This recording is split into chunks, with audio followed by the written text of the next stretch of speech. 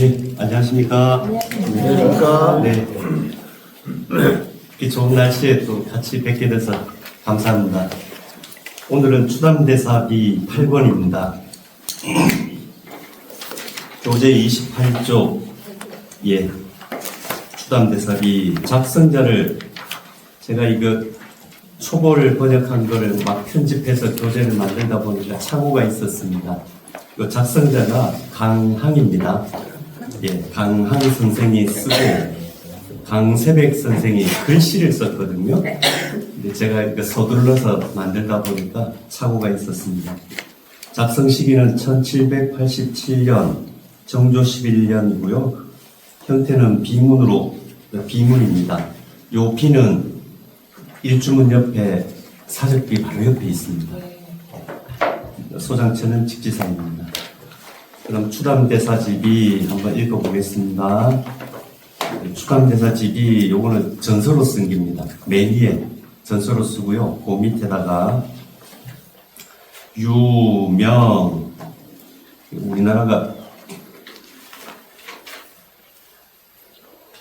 옛날에 예, 이게 참 진짜 조금 기분 나쁘기도 하고 부끄럽기도 하고 그렇습니다. 유명을 붙여놨습니다. 예. 이거 사실 속국이라는 의미죠. 속국이라는 의미입니다. 유명 조선국 선교 양종 추담당 대사 비명 병서 추담당 대사의 비명과 병서 거기에 덧붙인 서문 영 이남 김산 명저감에 조령 이남에 또 영남의 김산 명저감에 그 현재 우리 황학산에 명저감이 있지요. 예, 근데 저 명저감은 복원한 겁니다. 예, 복원한 거고 옛날 명저감은 아닙니다. 그러니까 옛날 명저감의 위치도 대략 추정해가지고 저기다가 이제 노건 스님께서 다시 이제 중건하신 거지, 그 자리가 명백하게 옛날 명저감 자리다라고 확인할 수 없습니다. 확인할 수 없습니다. 그리고 대략적으로 추정 가능한 것 가운데에는 일전에 한번 거론했던 그 연락제 유고라고 연락제 선생, 요 김천에 있던 선비입니다. 그분이 유황학산도 해가지고 요 황학산 유람한 기록이 남아 있거든요. 그 진고리 선생님이 그걸 번역을 했더라고요. 거기에 보면은 이제 황학산 암자들을 쭉 이렇게 유람한 얘기가 나오는데 그때 요 명저감이 등장합니다. 그리고 명저감을 알아볼 수 있는 가장 큰 특징 중에 하나가 직지사 본사에서 가장 가까운 암자다. 예, 이렇게 기술이 되어 있습니다. 그렇습니다. 근데 그 가까운 남자라고 했는데 그 위치가 현재 위치인지는 확정 지을 수 없습니다. 그리고 이제 제가 사적기를 번역해 보니까요, 이 직시사가 가지고 있는 사적기가 여러 종류거든요. 근데 맨 마지막에 작성된 게 대정시대 일제 때 작성된 겁니다. 신민지 시절에 작성된 건데 거기에 보면 기존 남자들은 다 폐철되고 마지막으로 남았던 남자가 운수왕, 그리고 아버님 그 가신 능력, 이게 마지막까지 있던 남자입니다. 근데 요게 일제 식민지 시절에 그 사적기를 작성하던 무렵에 마지막으로 폐사시킨 기록이 나옵니다. 그러면 이 명저감을 비롯해서 다른 암자들은 사적기에 여러 가지 암자 이름 나오잖아요. 이미 그 전에 다 폐사된 겁니다. 그러니 정확한 위치를 알 수가 없습니다. 유영각하니, 요 영각은 진영을 모신 정각이죠.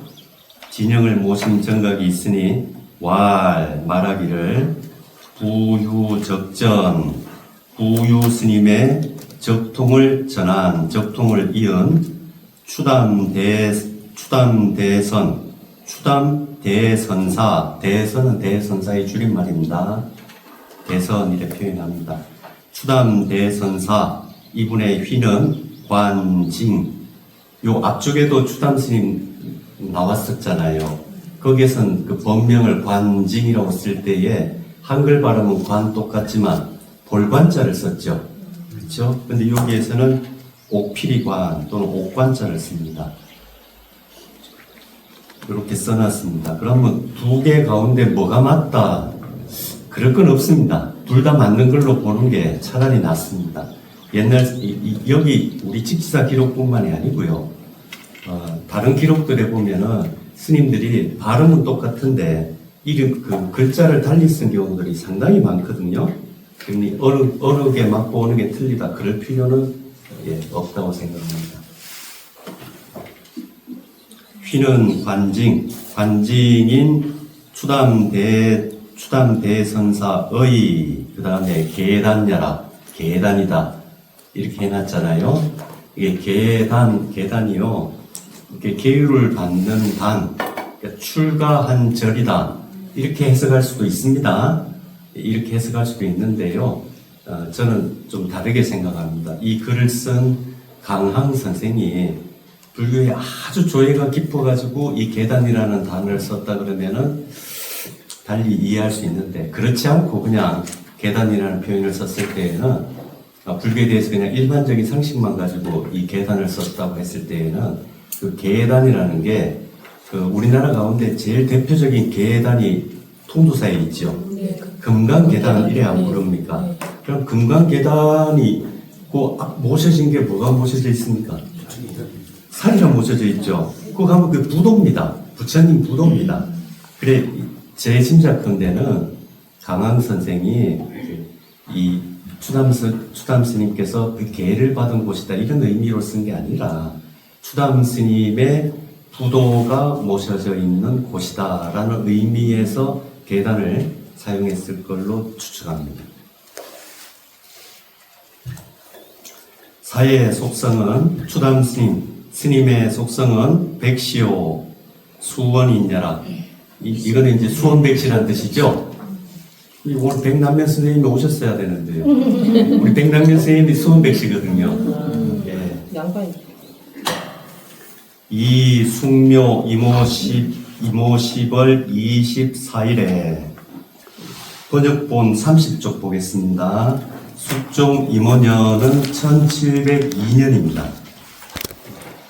1702년 24일에 강우 김산 위동리하니 김산 위동리에서 강우 태어나셨으니 이거 일전에 제가 향토사학회 회장님한테 한번 여쭤본 것 같은데 위동이라는 데가 회장님 그때 그 김산군 인근을 위동이라고 칭한 걸로 저한테 한번 말씀해 주셨는데 맞나요?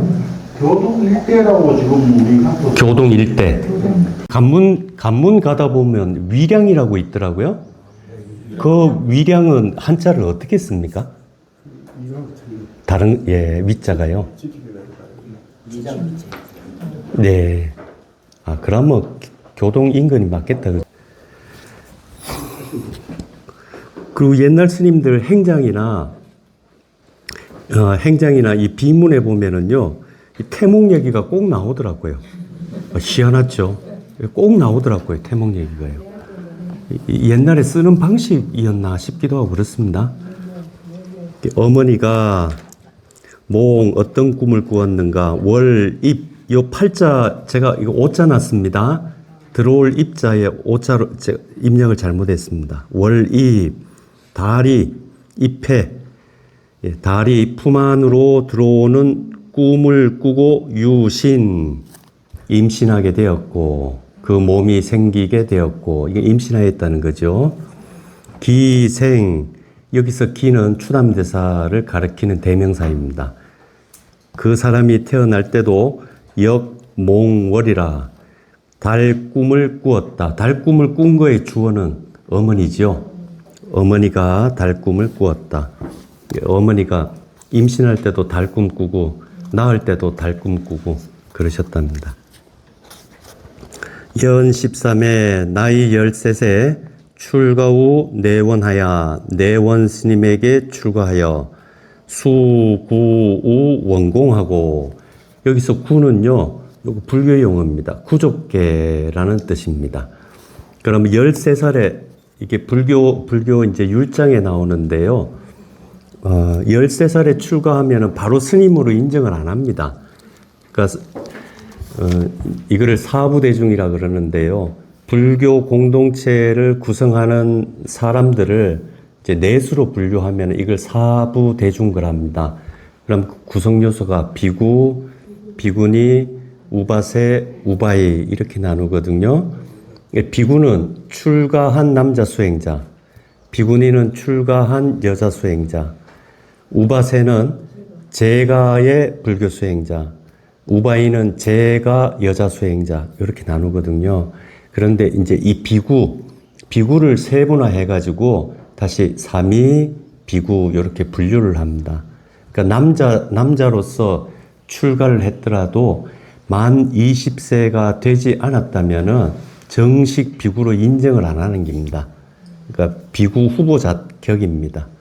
학습 기간으로 둡니다. 이거를 이제 삼위를 합니다.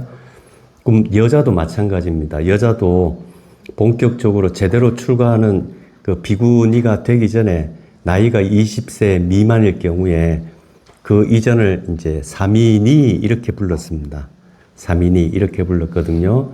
근데 이게 이제 후대에 가게 되면은 조금 더 세분화돼 가지고 나이와 관련 없이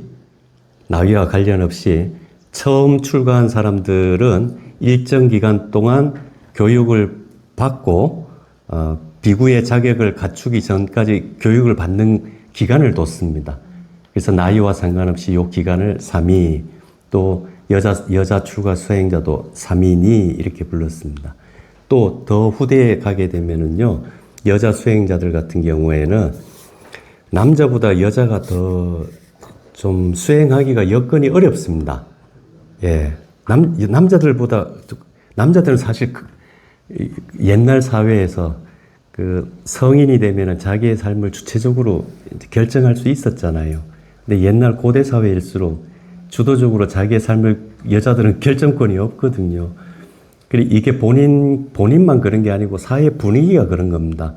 그래서 거기에 적응하는 시간이 여자들 같은 경우에 더 많이 걸렸습니다. 그래서 이 여자들은 하나를 더 집어넣어 가지고요, 삼인이 다음에 식차만이라는 기간을 둡니다. 그래서 그 식차만이 기간까지 잘 완수를 하게 되면 그 다음에 정식 비구니로 인정이 되었습니다. 그럼 요 구족계라고 하는 것은 뭔가, 그 제가자들이 받는 계율은 우바세나 우바이들은 보통 5개를 받지요. 불살생, 불투도, 불망어, 또 뭐 있노? 불음주, 불사음. 예. 요 5개를, 이게 제가 우바세, 우바이는 5개만 받으면 되거든요. 근데 삼이나 삼인이가 되면은 10개를 받습니다.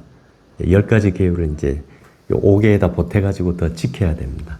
그리고 나서 이제 정식으로 비구나 비구니가 되기 위해서는 비구 같은 경우에는 250개, 비구니는 훨씬 더 많습니다. 지켜야 될 계율이.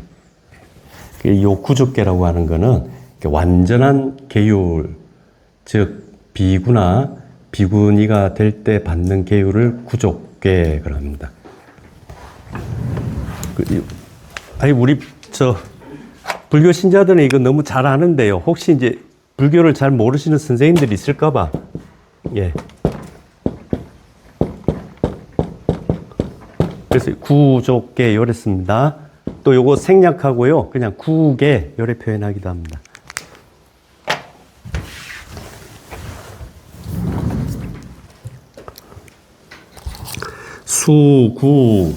구족계를 누구한테 받았는가? 원공 스님에게 받고 지학하야 배움의 뜻을 세워 유사방지, 사방에 있는, 전국에 있는 칭의 대종사문하니, 대종사라고 일컬어지는 문하를 유 논이렀으니 이건 그냥 놀러 댕긴 게 아니고 이제 배우러 댕긴 거죠.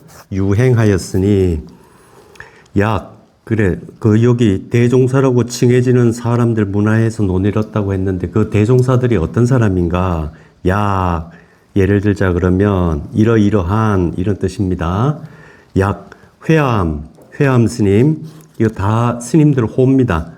나감 스님, 환상 스님, 쌍운 스님, 대적 스님이라 이 스님들이요 당시 불교계에서 명망이 자자했던 분들입니다. 여기 거론된 분들이요. 이 주석 달아놨거든요. 회암 스님 요 주석본 이거 번역본 30쪽 88번 주석입니다. 회암 본명은 정해입니다. 가야산 원민 스님과 추봉 스님을 비롯해 이람과 환성 등을 두루 참학하고 이분들 다 이 시대에 명망이 자자했던 분들입니다. 강석을 열었다. 저서로 여러한 것들이 있고요. 요 밑에 보면은 김지익 선생이 요게 이분 호가 연락자입니다. 예. 김지익 선생이 1740년에 지은 황학산 녹에 요 스님도 등장합니다.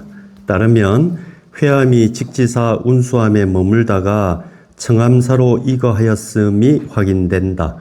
김지익 방문 당시 운수함에는 관증이 주석하고 있었다. 요 내용이 요 황학산독에 나옵니다. 이 회암당 정해 스님이 그 당시에 아주 유명했던 스님이거든요. 그래서 이 스님 만나려고 운수함에를 간 겁니다. 그 연락처 유교에 나옵니다. 갔더니 이미 이 회암 스님은 청암사로 주석처를 옮기고 거기에 관징 스님이 있더라 하는 얘기가 곧 남아 있습니다. 현재 정산 청암사에 그의 비가 있다. 청암사 가보시면 입구에 비석이 있죠. 두 개인가 있죠. 그 중에 하나가 이 정해선사 비석입니다. 그리고 요 나감 스님 또 거론됐죠. 나감 스님은 본명이 의눈입니다. 이분은 일선군 해평촌 사람입니다. 예. 요 분의 비도 현풍 유가사에 있습니다. 그리고 그 밑에 이제 환성 스님한테 수학했다고 나오죠. 환성 스님은 원체 유명하니까요. 다 아실 것 같습니다. 본명은 지안, 환성이라고 한다. 이거 성자를, 술 깰 성자를 쓰기도 하고요. 성성할 성자, 정신 차릴 성자로 쓰기도 합니다. 15세에, 이 환성 스님 또 자가 삼락자입니다. 예. 15세에 용문사로 출가하여 상봉 정원에게 구족회를 받고 17세에 월담 설제의 법을 이었다. 27세에 직지사에서 모운 진언의 강석을 이어받아 명성을 떨쳤다. 이후 전국을 떠돌며 강석을 펼쳤고 1725년에는 금산사에서 화엄대법회를 열었을 때는 무려 1400여 명의 학인이 운집하였다. 1729년에 무고로 지리산 벽송사에서 체포되어 제주도로 귀향을 간 지 7일 만에 세상을 떠났다.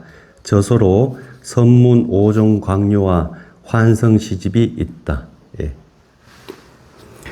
요 환성 스님은요, 환성 스님은 직지사와 관련이 있습니다. 여기 보면은 회암 정해선사도 직지사와 관련이 있죠. 그래 여기 유사방이라고 이제 표현은 해놨지만 뭐 사방 멀리 떠돌지 않고도 가만히 보니까 여기 거론한 스님들이 다 직지사와 연관된 스님입니다. 그러니 요 추담대사가 막 그렇게 멀리 돌아다니지 않고 요 직지사에 있으면서 이분들한테 쭉 교육을 받았다고 볼 수도 안 있겠나 싶습니다. 예. 환성 스님은 원래 모은 스님한테 공부를 배우러 왔거든요. 모은 진원 스님이 여기 이제 화엄경 강의를 하시니까 전국에서 사람이 다 모였습니다. 그러니까 공부를 배우러 온 겁니다. 그런데 모은 진원 스님이 이제 학생들을 가르치다 보니까요, 이 사람이 나보다 낫다 싶은 겁니다. 학생으로 왔는데요. 그래서요, 자, 이 모은 스님이 이게 대인입니다. 대인입니다. 그 환성 스님을 법상에 올리고 자네가 강의하게 하고요. 자기는 여 있으면 불편하잖아요. 딴 데로 갔습니다. 그래, 딴 데로 다른데 여러 군데를 갔겠죠.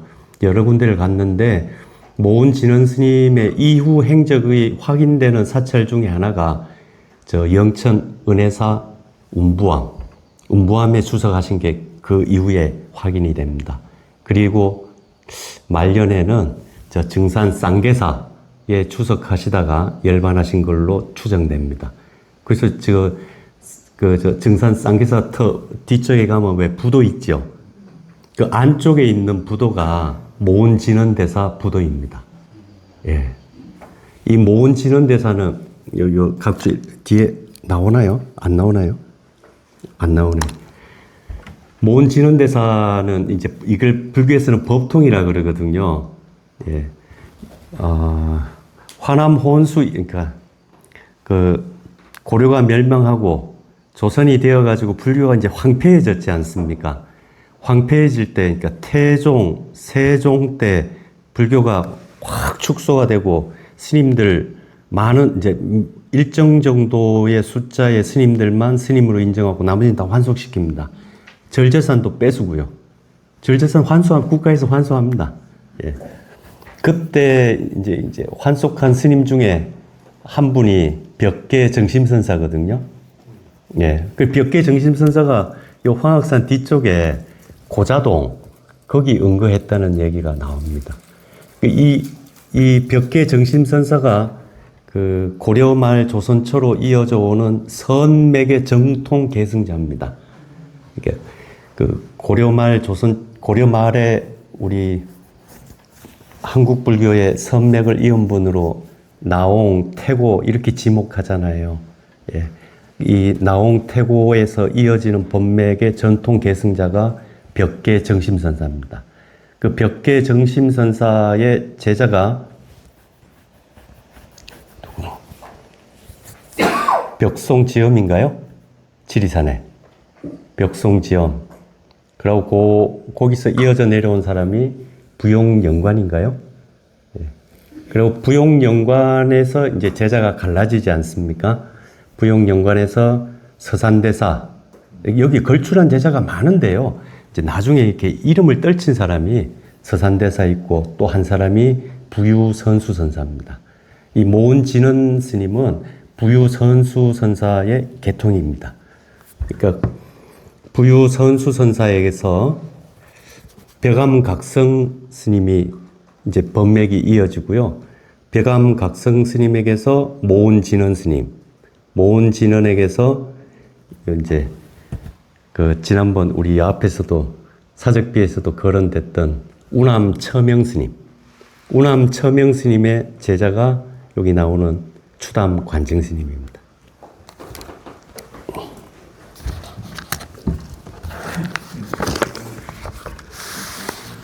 환성 또 쌍운 스님도 직지사에 계셨던 스님이거든요. 요 주석 91번입니다.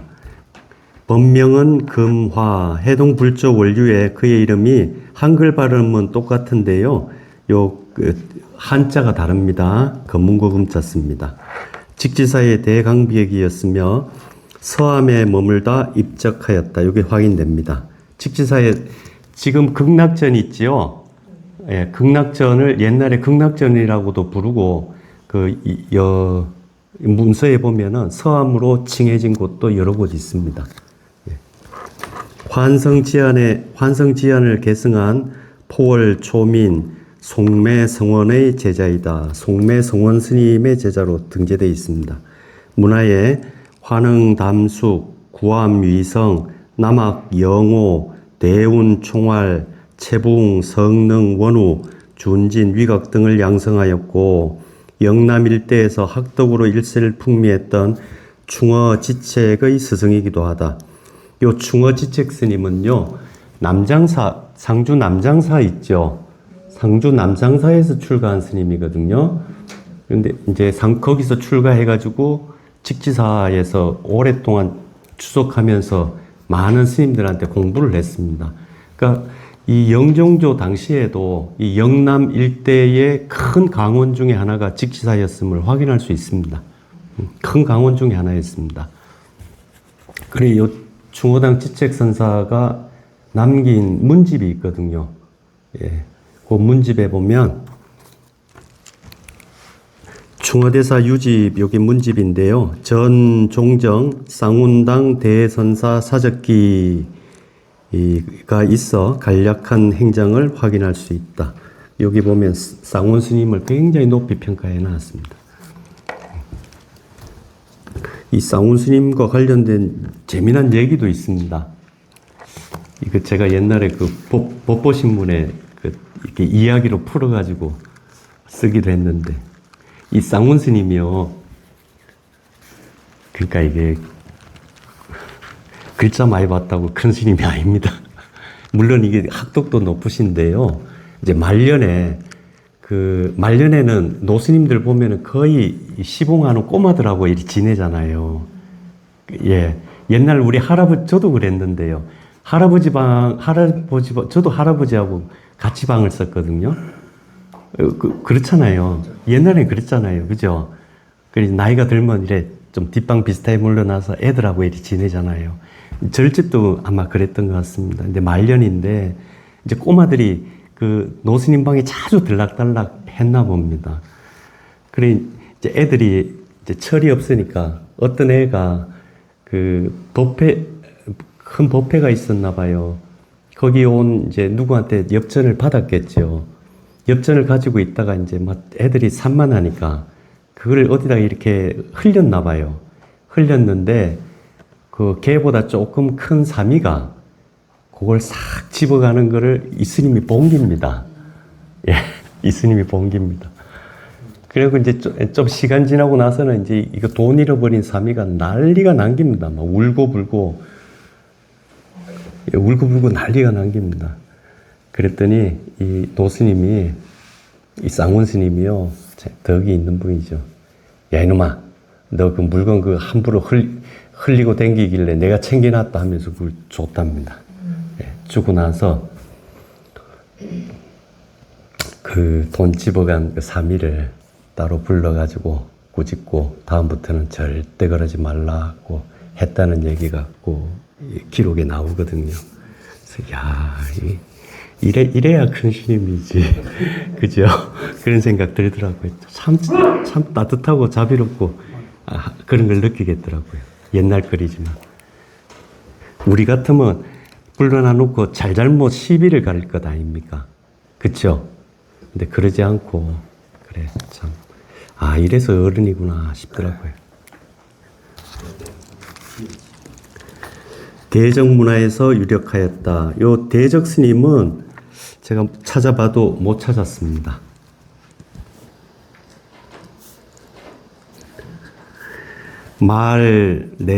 그리고 말은 최후죠. 마지막에는 이에 위 우남사하니, 우남 요 호입니다. 스님의 호입니다. 우남 스님의 법사가 되었으니, 법통을 이은 계승자가 되었으니, 사는 법사입니다. 우남도 달아놨나요? 예. 92번.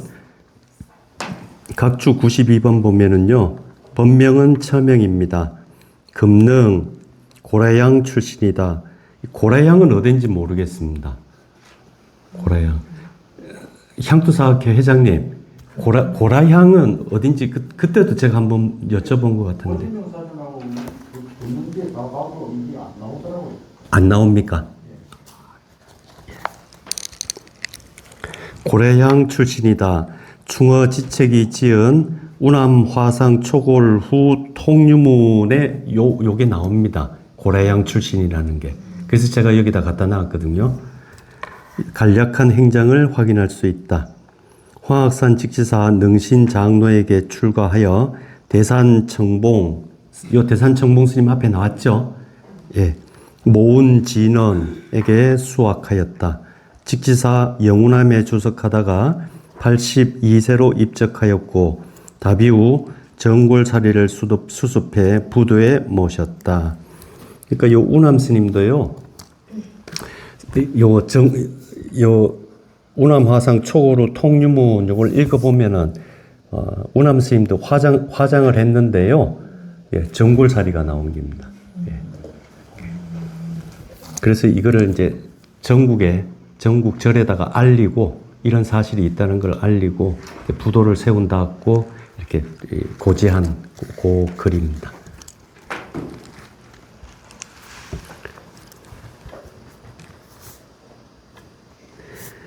제 법조가 모든 법의 조사들께서 함책책 기상승이라 다들 책책 이건 입에 침이 튀도록 칭찬하는 걸 책책그랍니다.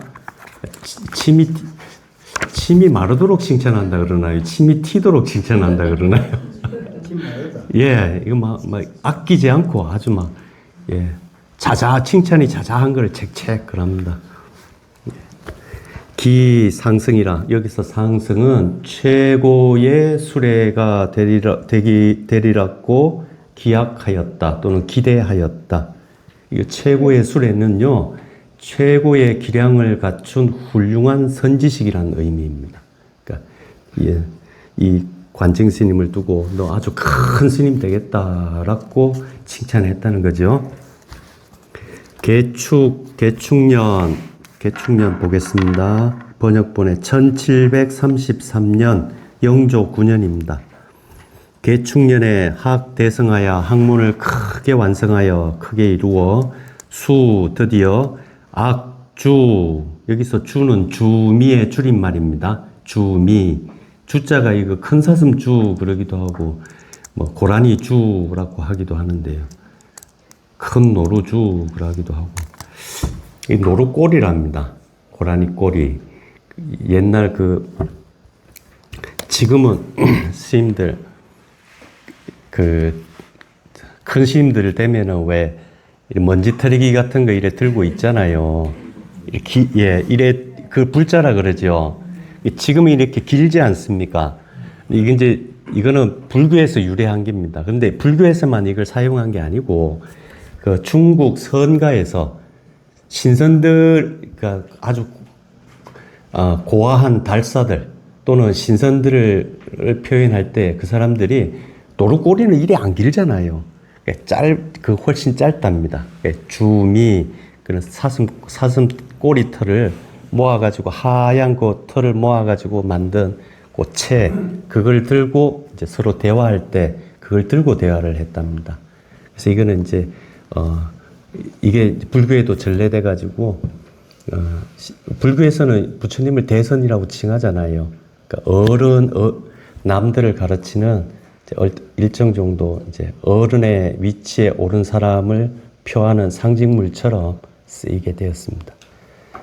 우리 불교 집안 사람들은 사실 이 주미라는 표현이 아니고요, 불자라고 표현하죠. 그렇죠?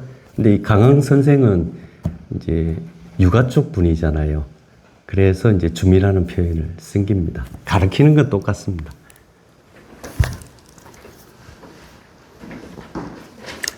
등단하야. 그래서 단에 올라서, 여기는 법단이죠.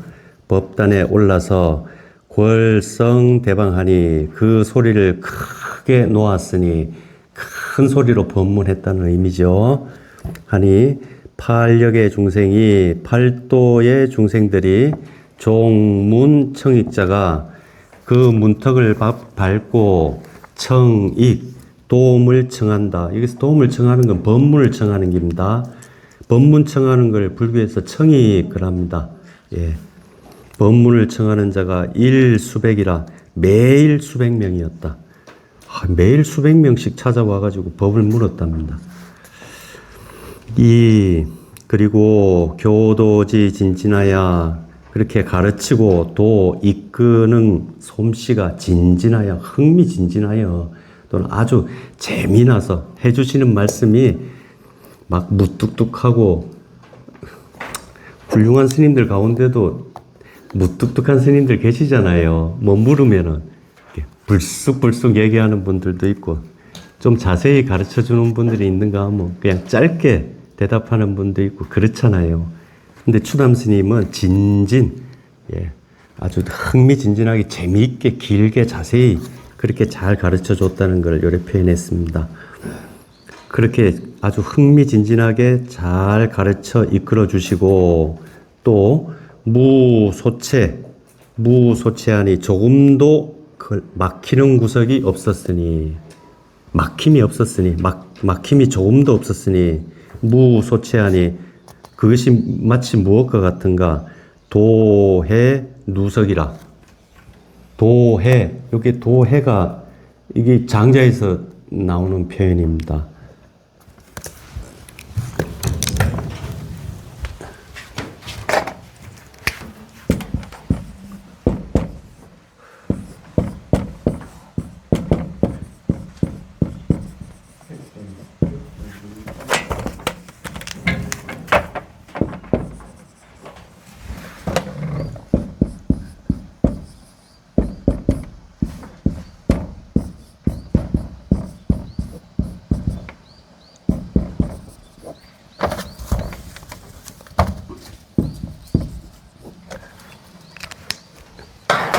영인 이해, 유인 이해, 뭐 이래 표현하기도 합니다. 장자 양생주 편에 보면은요, 포정이라는 백정이 그 소 잡는 얘기가 나옵니다. 그래 그 포정이라는 문 해군 앞에서요, 포정이라는 백정이 소를 잡는데 막 칼을 움직이는 칼날을 놀리는데 그 소리도 박자가 착착 맞고, 예, 그 솜씨가 얼마나 부드럽고 유려한지 마치 춤을 추듯이 소를 그래 잡는데요. 그걸 보고 문해군이 하도 멋지길래 감탄을 했답니다. 그래서 물었답니다. 어떻게 그래 소를 잘 잡냐고 물었더니 이 포정의 대답이 참 우리 불교에서 부처님 가르침하고 통하는 면이 있습니다. 포정이 대답하기를 제가 처음에 소를 잡을 때는 눈에 소가 보였습니다. 그런데 한 3년 지나니까 소가 전혀 보이지 않게 되었습니다. 이렇게 얘기합니다. 그래, 이거 불교의 가르침하고 유사한 겁니다. 우리 불교에서 부처님 가르침이 일체를 오온으로 보라고 자꾸 가르치시거든요. 근데 우리 중생들은 이제 일체라고 하는 게 이게 이제 우리가 단어 개체라고 부르는 것들입니다. 뭐 성재현, 뭐 국장님 이렇게 이름 붙이는 것들. 중생들은 다 여기 이 범위 안에서 바라보지 이거를 분석해서 보지를 않는 거거든요. 분석해 보면 오온으로 보라고 자꾸 이렇게 분석해서 보라고 가르치잖아요. 이게 요 포정의 양생주에 나오는 얘기하고도 일맥상통합니다. 그래 한 3년 지나니까 소가 전혀 보이지 않고 거기다가요 이게 조합이라는 겁니다. 오온의 조합이죠. 가만히 보니까 소라는 게 뼈, 근육, 살, 껍데기 각가지 부위의 조합이잖아요. 그리고 각 부위마다에는 틈이 있더라는 겁니다. 그래 암만 얇은 것 같아도 뼈마디 사이에도 뼈와 뼈 사이에는 틈이 있더라는 겁니다. 그래 그 틈 있는 거를 그 틈 사이로 칼날은 잘 갈면은 두께가 거의 없잖아요. 두께가 거의 없는 칼날을 놀리면은 전혀 힘들 게 없습니다. 이렇게 대답을 한 겁니다. 포정이 그 소를 처음 잡는 사람들은 한 달이면은 칼을 갈아야 된답니다. 소 잡다 보면 뼈 같은 데 부딪히고 하면 칼날 다 나가잖아요.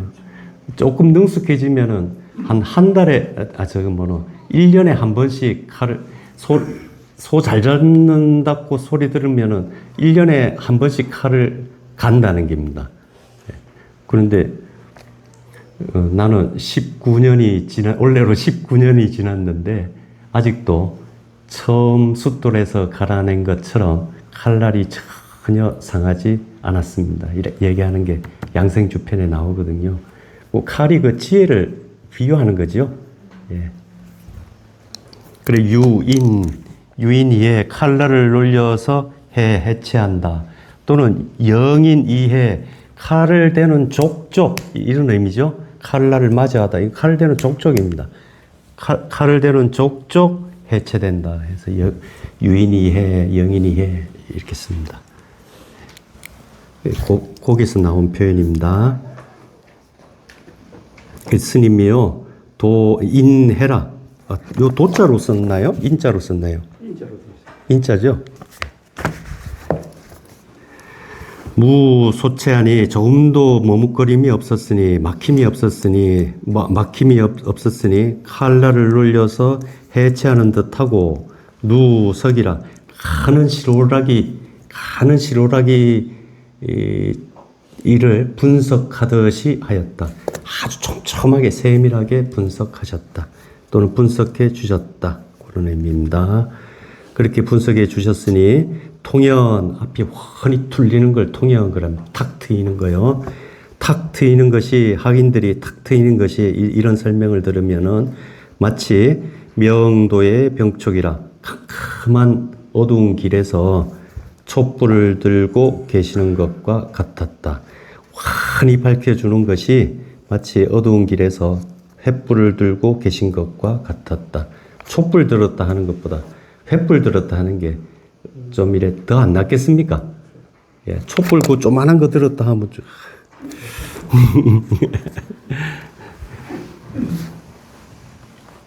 이시 기문고로 그 문이 이와 같았기 때문에 다 묘자라.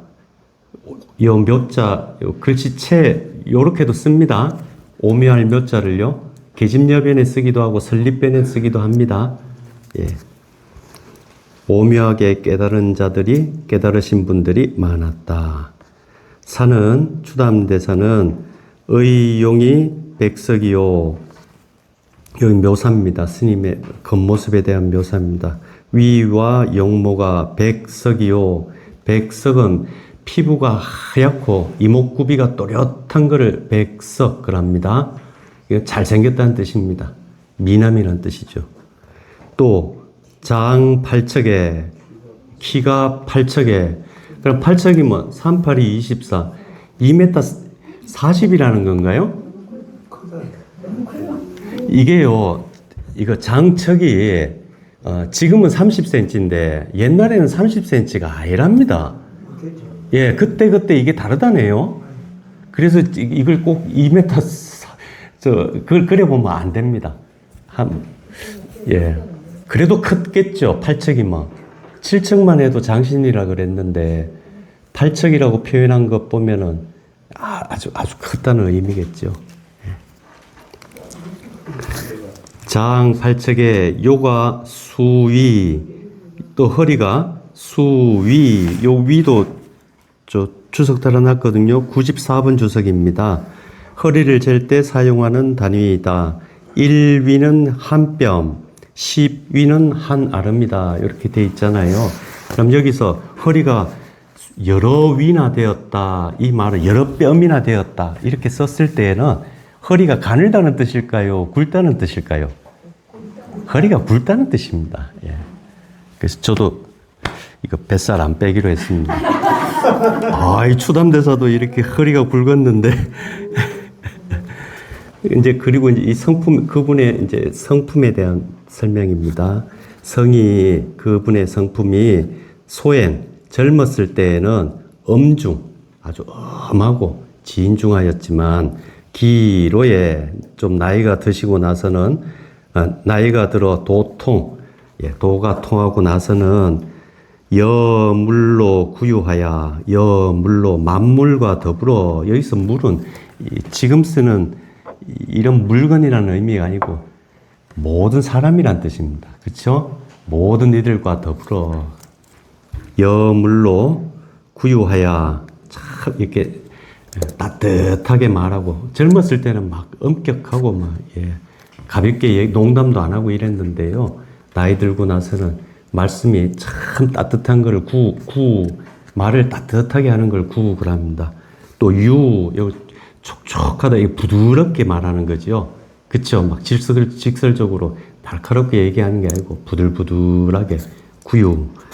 여물로 구유하야, 모든 사람들과 더불어 따뜻하고 부드럽게 말하여 혼연성 자비 대덕이라, 한바탕이 되어서. 그래서 이거 노장에서도 그 큰 덕인을 묘사할 때 왜 화강동진 그러잖아요. 화강동진. 그 젊었을 때는 넘보다 자꾸 빼어나려고 그러는데 노숙하게 되면은 그 빛을, 그 뛰어난 광채를 화 주변하고 누그러뜨리고 섞어서 동진, 표 안 나게 마치 이런 먼지구덩이에 사는 사람이랑 똑같이 그래 살아간다 이런 표현이 나오거든요. 여기도 그런 의미이죠. 예, 그런 의미입니다. 호년이 예, 확 뒤섞여가지고 예, 잘난 척 안 하고요. 성자비대덕이라 자비로운 대덕을 성 이루셨다. 여사신문도 옛날 분들 시 짓고 문장 짓는 거 이거 주로 안 했죠. 여사라, 예. 여가의 일삼은 거지요. 신문, 여가로 일삼은 시와 문장도 역전하니 또한 모범적이고 고하였으니 석일출산하면 지팡이를 짚고 일출산하면 한번 산을 나가면은 사방이 풍동하고 사방은 사방에 있는 사람들 뒤에 생략되어 있습니다. 모든 사람들 사방의 모든 사람들이 풍동 바람이 불면 풀이 쓰러지듯이 다들 쏠렸고 예, 그 영향을 받았고 교해가 심광하여 가르침의 바다가 깊고 넓어서 그 버하이자에 가깝고 먼 사람들에게 미침에 일시제명석도 그 시대의 일시의 같은 시대의 모든 명석 이름나고 뛰어난 학자들도 막혹선언이라 내가 그 사람보다 낫다 소리를 못했다는 겁니다. 예. 그만큼 학덕이 높으셨다는 거지요. 문장도 잘 쓰고요. 또 세어 표충장석으로 그 당시에 그 세대에 요 표충은 표충사의 줄임말입니다. 예. 표충사의 장석 어른 자리에 필택 극망한데 반드시 극망 가장 덕망이 높은 인망이 높으신 분을 반드시 그런 분을 선택했는데 영남 표충사에서 이제 제사를 지낼 것 아닙니까? 사명대사. 그럼 이 영남 일대에서 가장 그 학덕이 뛰어나고 덕망이 있는 스님들이 그거를 주관을 하거든요. 거기에 좌장 역할은 제일 훌륭한 사람을 뽑았는데 이 추담대사가 거기 여러 차례 뽑혔다는 겁니다. 필대 극망한데 이 추담대사가 누건이라 여러 차례 그 자리에 앉았다. 운수, 암자 이름입니다. 명저, 이것도 암자 이름입니다. 운수와 명저가 양암의 두 암자에 개유 진영하니 모두 진영이 있으니 어호, 이건 감탄사입니다. 이런 뜻이, 예, 감탄사입니다. 어호, 성제로다. 참 성대하구나. 금상은 지금 임금, 곧 정조죠. 무술 5월 6일에, 무술년 5월 6일에 각주 보겠습니다. 31쪽 중간쯤입니다. 무술년은 1778년 정조 2년입니다. 무술 5월 6일에, 정조 2년 5월 6일에 시적우 명적하고 명적함에서 시적 열반을 보이셨고 고요함을 보이셨고 이게 고요함을 보이셨고 이래 번역하시면 안 됩니다. 예. 시적이 열반하셨다는 뜻입니다. 예. 그 니르바나 그 불교에서 쓰는 단어가 그 니르바나라고 있죠. 그 열반이라는 게 그 고뇌의 소멸을 열반 그러는데 이 열반을 두 개를 이제 둘로 나눠 가지고 유여열반, 무여열반 이래 나눕니다. 예, 유여열반은 정신적인 고뇌는 완전히 사라졌지만 육체의 고통은 남아 있는 상태를 유여열반 그러죠. 암만 도인이라도 밥 안 먹으면은요, 괴롭습니까? 안 괴롭습니까? 어떻게 생각하십니까? 도통하면은 찔러도 안 아플까요? 한겨울에 빨가벗고 밖에 나가 있어도 안 추울까요? 괴롭지 않을까요? 이거 막, 저는 저 텔레비 보다가 제일 바보스럽게 생각하는 사람이 도 닦는답시고, 그 폭포, 그 추운, 막, 살이 막 떨리는 날에 그 폭포 밑에 가가지고 막 이래 쌓고 이런 사람들 보면 저게 제정신인가 싶습니다. 그런 의미가 아닙니다. 부처님께서 분명히 얘기하셨거든요. 열반은 둘로 나눠서 설명하셨다고요. 유여열반, 정신적인 고뇌가 소멸하는 게 니르바나인데, 그렇게 열반을 성취했다고 해도 육체로 인한 고통은 피할 수 없다 그랬습니다. 추우면 도인도 괴롭습니다. 더우면은요, 도인도 괴롭습니다. 배고파도 괴롭고, 목말라도 괴롭고, 어디 아프면 괴롭고, 예, 부처님이 복통을 자주 하셨거든요. 그 얘기도 경전 읽다 보면 자주 나옵니다. 그러면, 우리가 잘못 생각하는 부분이 있습니다. 도통하면 뭐 어디 아프지도 않을 것 같고, 뭐, 그게 아닙니다. 부처님이 배가 아파가지고, 아나나, 나를 위해서 저 마을에 가서 설탕물을 좀 얻어보느라 한 얘기가 나옵니다. 우리도 그랬잖아요. 어릴 때요. 배 아프면은 꿀물 먹고 그랬지 않습니까? 예. 그 인도에서도 그랬나 봐요. 예. 그래, 열반을 이제 이걸, 그래서 이제 그 무여 열반을 이걸 대열반이라 그럽니다. 대열반. 그래, 여기 지금 열반을 번역할 때 그냥 음력으로 해가지고, 예, 이렇게 음력하기도 하지만, 열반을 번역할 때 이걸 정멸로 의역하기도 합니다. 정멸. 예. 그러면 시적 또는 입적, 요런 단어를 쓰잖아요. 그러면 열반에 들어갔다, 열반을 보이셨다, 이런 의미입니다. 그럼 요때의 열반은 유여열반이 아니고 몸까지 다 소멸하는 열반, 곧 죽음을, 성자의 죽음을 파리 니르바나 그럽니다. 그래서 이거를 파리를 갖다가 예, 이 반자 써가지고 반열반 요래 음력합니다.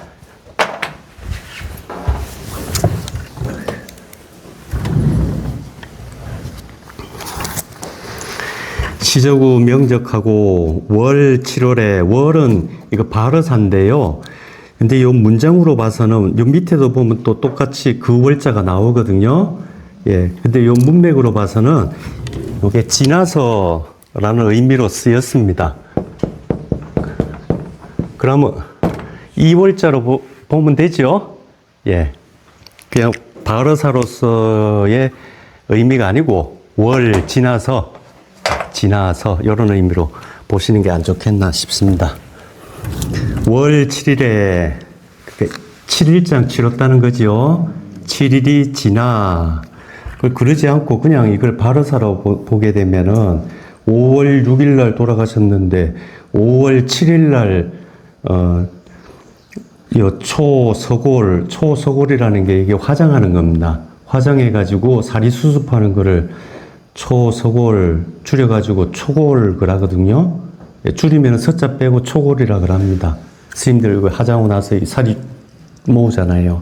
이걸 초골 그럽니다. 그래, 이거를 월자를 그냥 그 월자로 해석하게 되면 5월 6일 날 돌아가셨는데 5월 7일 날 바로 화장한 게 돌아가시고 나서 그 다음날 바로 화장하는 법이 이거 예의에 안 맞죠. 예. 그리고 제가 처음에 번역할 때 이래 번역해 놨는데 가만히 보니까 잘못 번역했습니다. 이거 번역본 31쪽 보면은 5월 6일에 명적암에서 입적하셨다. 이에 7일에 사리를 수습하여 이렇게 번역했잖아요. 이게 아니고 7일이 지난 뒤에죠. 그죠? 7일 후에 이래 해야 됩니다. 7일 길 후에 초소골하며 상스러운 뼈, 이게 살입니다. 사리를 수습하였으며 기도 그 문도인, 여기서 기는 추담 스님이죠. 추담 스님의 문도인 광민, 이것도 스님 이름입니다. 광민 등이 이 부도를 세워서 이 장지라 그것을 안장하였다. 그러면 그것은 살이죠. 예, 지는 살입니다. 서골입니다. 여기도 월도 마찬가지입니다. 그 월자가 아니고 이거 뛰어넘을 월자의 의미로 파악하셔야 됩니다. 월 10년이 지나 10년이 지난 정미년에 10년 지났으니까네 1787년 정조 11년입니다. 정조 11년에 도총화가, 여기서 도도 앞에 나오는 기도의 의미죠. 그의 문도인 총화 스님이 장차 여기 수는 세울 숫자죠. 비석을 세우고, 비석을 영각 앞에다가 장차 세우려고 여기는 일부러 찾아오다, 이런 뜻입니다. 걸 연이라, 일부러 찾아와 걸 구하였다, 빌다, 부탁하다. 무엇을? 나의 말을 걸 부탁하였다. 즉, 나한테 이 비문을 써달라고 부탁하였다. 이런 의미죠. 예, 이것도 감탄사입니다. 사는 이 무량지신으로 추담대사는 한량없는 몸으로 역삼법계 상현이라. 삼법계는 삼계나 같은 의미로 썼습니다. 특별히 삼법계를 특별히 이 강흥 선생이 의미를 붙여가지고 요단을 쓴 걸로는 보이지 않습니다. 삼계를 그냥 삼법계로 표현한 걸로 추측이 됩니다. 글자도 맞추고요. 그러려고. 삼계를 편력하시면서 상현, 항상 모습을 나타내는 분이시다. 이거는, 큰 깨달음을 얻었다 그러면, 법성에 개합했다 그러면은, 그 개합한 법성에서 천태만상으로 발현되는 것이 다 법성의 작용일 거 아닙니까? 그 깨달은 자는 이렇다는 겁니다. 그쵸? 그리고 이런 얘기를 이 강흥 선생이 기존에 추담대사하고 교류가 있었다면은 추담대사가 한 얘기를 바탕에 두고 이런 표현을 썼겠죠. 불교에서는 어떻게 얘기하는가? 깨달음을 얻게 되면은 천백억 화신 그러잖아요. 그쵸? 부처님은 천백억 화신을 나타내는 분이라 그러잖아요. 이게 무량신이라는 겁니다. 그래, 이 추담대사가 깨달은 분이라면은 천백억 화신으로 항상 놔둬야 된다는 뜻입니다. 그쵸? 예. 불상현즉, 만약 이 추담대사가 불상현, 이 삼계에서 항상 그 모습을 놔두지 못한다면, 이 말은 삼계에 천백억 화신을 놔두지 못한다면 그 사람 부처님입니까? 부처님 아닙니까? 부처님 아니라는 얘기입니다. 만일 추담대사가, 그러니까 부처님이 우리하고 구별되는 그 인칭으로서의 부처가 아니고 깨달은 자로 이제 파악하시면 됩니다. 부처님은 천백억 화신을 나타낸다. 이게 불교에서 하는 얘기라고요. 즉, 깨달은 자는 상주불멸에서 천백억 화신을 과거, 현재, 미래의 시방에다가 두루 드러내는 게 깨달은 자라고요. 그쵸? 예. 그래야 깨달은 자라는 겁니다. 만약 그렇게 과거, 현재, 미래의 시방에 걸쳐서 천백억 화신을 놔두지 못한다면 이 사람 깨달은 사람입니까? 깨달지 못한 사람입니까? 깨닫지 못한 사람이라는 겁니다. 그럼 이게 이제 이게 강항 선생이 조금 이제 아픈 소리 한 개입니다. 아픈 소리 한 개입니다. 아이, 추담대사가 깨달은 분이라면은 시방 3세에 항상 화신을 놔두는데 거기에 무신 죽고 살고가 있어가지고 특별히 부도를 모실 일이 있겠냐 이 얘기입니다. 그렇죠? 또 만일 그렇지 못하다면 과거에 추담대사가 있었다가 지금은 추담대사가 없는 거라면 그래서 기억할 만한 유물로서 사리를 모아가지고 부도를 모시는 거라면은 추담대사는 깨달은 사람입니까? 못 깨달은 사람입니까? 그럼 못 깨달은 사람이란 겁니다. 못 깨달은 사람을 위해서 무언 부도를 세우냐. 이렇게 딱 아픈 소리 한 겁니다. 예. 불상현적 만약 시방 3세에 화신을 항상 놔두지 못한다면 또한 해용무 부도이며 저 부도가 해용 무슨 소용이며 저런 건 뭐하러 세워? 이 얘기입니다. 예. 우안용부 서석이리요. 글자를 새긴 돌, 이건 비석이죠. 이런 비석을 안용 어디다 쓰겠는가? 예, 이런 거 쓸만한 사람이 못 된다는 거죠. 비석 세울 만한 가치가 없는 사람이라는 겁니다. 예, 꼬집었습니다. 아픈 구석은.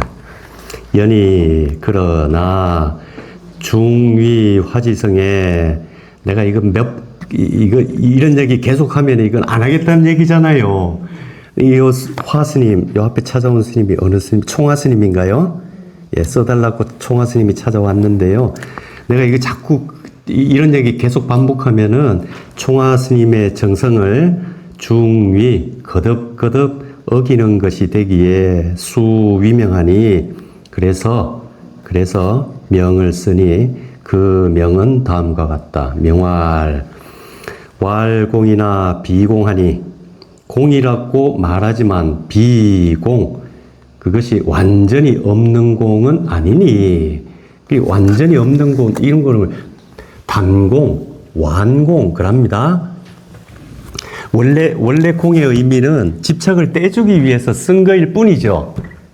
그렇습니다. 공이라는 말이 자꾸 있다 하니까 그 집착 떼주려고 공 없다 이래 얘기한 건데 이제 그렇지 못하고 이렇게 말에 빠지게 되면은 이런 전제 떼고 이게 뭡니까? 하면 공이지 이란다고요. 이런 공을 또 이런 걸 이제 공에 집착한다 그래가지고 그런 공은 단공이라 그럽니다.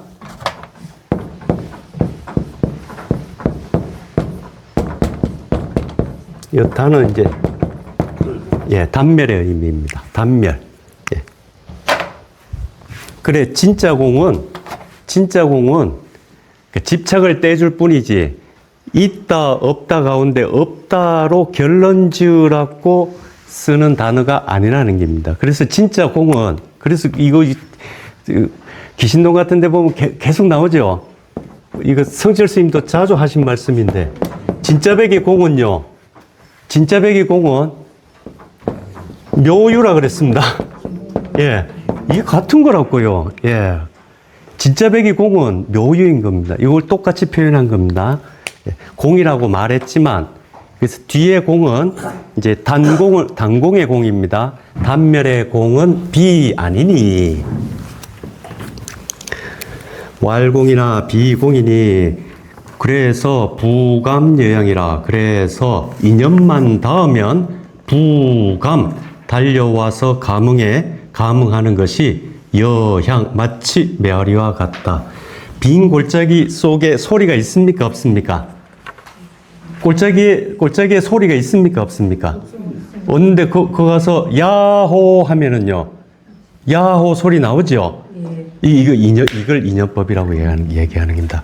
공은 인연의 이치를 얘기하는 거지, 있다, 없다에 두 개 가운데 하나에 없다에 해당하는 공이 아니라는 거죠. 그렇죠? 명구하야 묘계하시니 이런 이치를요 극히 찾아서 오묘하게 개합하시니, 이건 주어가 추담스님이겠죠. 추담스님을 요거 이제 칭찬한 겁니다.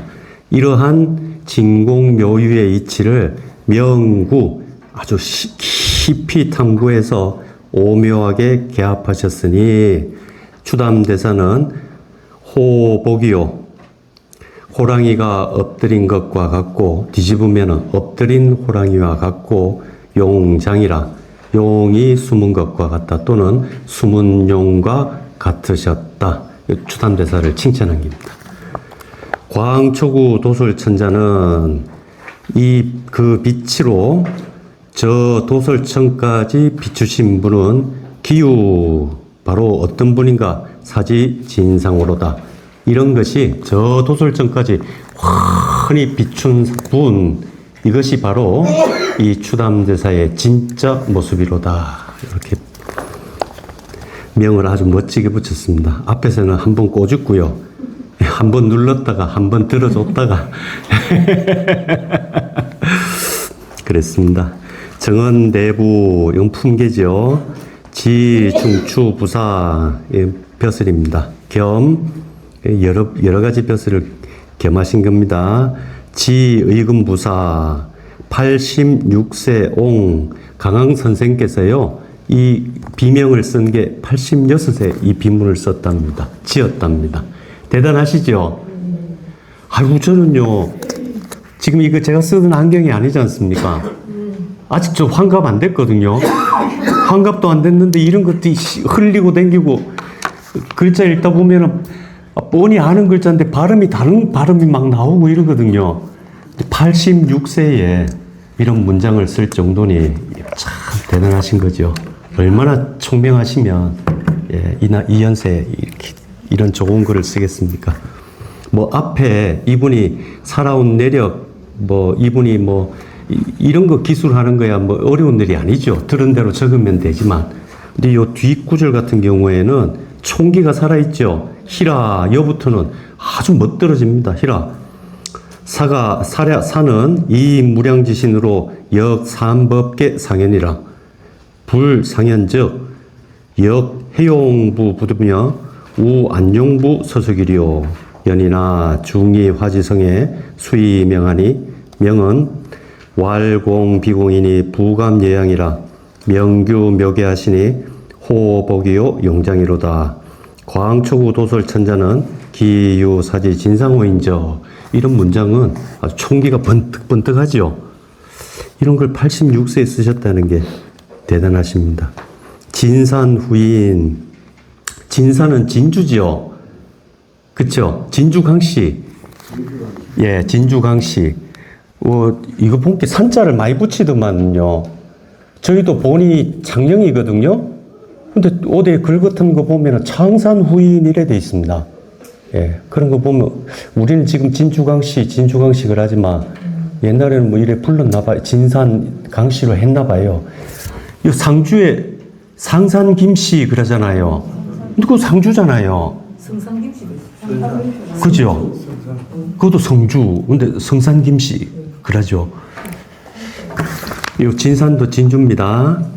예, 진주 후인 강세백이 글씨를 쓰고 전액하였다. 맨 윗글자 이거 전서로 쓰는 거 그겁니다. 예. 그리고 이거 제목 쓰는 거 요거 전서로 쓰는 걸 전액 그러고요. 그 밑에는 이제 서지요. 예, 비문을 썼다. 그 뒤에는 제자질 상자, 손상자 쭉 나옵니다. 그리고 그 밑에 보면은 본사 해가지고 나오죠. 이 본사 대중 전체를 기록한 것은 아니고 중요한 소임을 맡았던 분이나 또는 이 추담대사하고 인연이 깊었던 분이거나 아니면은 이 비석을 세우는데 시주한 분일 수도 있겠죠. 예, 그 세 가지 경우 중에 한 명이라고 생각합니다. 또는 저는 제일 유력한 게 이 스님의 본사에 있는 스님들 가운데에 이 스님의 제자에 해당되는 분들을 명기하지 않았을까 그렇게 생각합니다. 그리고 비석 세우는데 제자들이 돈 내잖아요. 그렇습니다. 제자들이 돈 냅니다. 예, 요 쌍계사 여기 정산 쌍계사입니다. 예, 다루, 근우, 총우, 그 해인사 이것도 해인사에 스님들이 억수로 많지 않습니까? 그 가운데 이 추담대사에 제자분들이 아닐까. 이 봉곡은, 이 봉곡사, 그 어딥니까? 저, 지뢰, 농촌 남면 대들이면 봉곡사 이 봉곡사, 대덕인가요? 이 지뢰 지나가지고, 예, 예. 그것도 오래된 절이더라고요. 예, 그 봉곡사입니다. 예, 그 봉곡사입니다. 요 쌍계사는 정산 쌍계사입니다. 하동 쌍계사 아닙니다. 그리고 공림사는 어딘지 모르겠더라고요. 예. 그리고 그 밑에 보면 노덕 나오죠. 이 노덕은 요 직지사에 머물고 계신 분들 중에 가장 어른들입니다. 예, 요 분들이 보면, 여기 보면 영파당 성규 나오죠. 이분이 조금 중요한 분입니다. 요 추석 번역본에 제가 안 해놨네요. 영파 성규 이분이요. 그 말씀드렸듯이 요 앞에 환성지안대사 나오죠. 환성지안대사의 그 수제자가 함월 해원 스님입니다. 그 스님이 이제 그 돌아가실 때까지 모셨거든요. 이 함월 해원 스님의 수제자가 영파 성규 스님입니다. 그러니까 환성지안대사의 손상자지요. 이 스님이 직지사에 오래 주석하셨습니다. 예, 오래 주석하면서 이제 제자를 양성한 거죠. 그리고 말년에는 저 영천 은혜사 운보암이 직지사와 역사적으로 관련이 깊습니다. 예, 운보암에 주석하시면서 그 은혜사 강단에 그 지도하시다가 거기서 돌아가십니다. 그래서 영천 은혜사 가면 이분 은혜사 앞에 그 개울 있죠. 개울 건너면 왜 부도 있고 있죠. 거기 영파 성규대사 비문이 있습니다. 예. 그리고 대운당 총알은 앞에 나왔죠. 주석 나왔죠. 승전 기원 후 정민년 지월일 이렇게 했습니다. 오늘은 하나만 하겠습니다. 예. 같이 동참해 주셔서 감사합니다. 예.